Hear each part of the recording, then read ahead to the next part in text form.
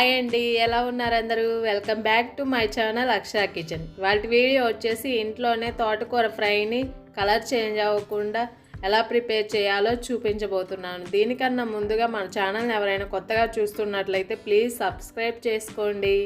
అలాగే వీడియోని స్కిప్ చేయకుండా ఎండ్ వరకు చూసి ఒక చిన్న లైక్ ఇవ్వండి. మీరు ఇచ్చే లైక్ అనేది మన వీడియోకి ఇంకొంతమంది రీచ్ అవ్వడానికి ఉపయోగపడుతుంది. ముందుగా పొయ్యి మీద కళాయి పెట్టుకొని 2 టేబుల్ స్పూన్ల ఆయిల్ని యాడ్ చేసుకోవాలి.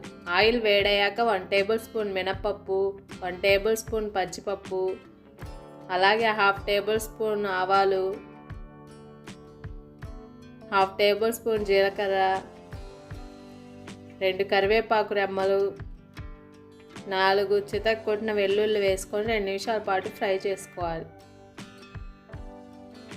తర్వాత 1/2 టేబుల్ స్పూన్ పసుపు, ముందుగా క్లీన్ చేసి కట్ చేసి పెట్టుకున్న తోటకూరని యాడ్ చేసుకోవాలి.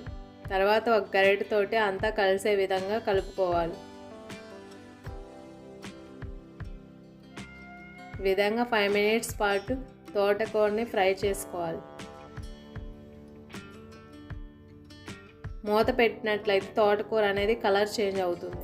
సో మూత పెట్టకుండా ఫ్రై చేసుకోవాలి. నేను తోటకూర తొందరగా మగ్గడానికి కొంచెం సాల్ట్ యాడ్ చేసుకొని మగ్గనిస్తున్నాను. సాల్ట్ వేయడం వల్ల తోటకూర అనేది కొంచెం తొందరగా ఫ్రై అవుతుంది. తోటకూర కొంచెం మగ్గాక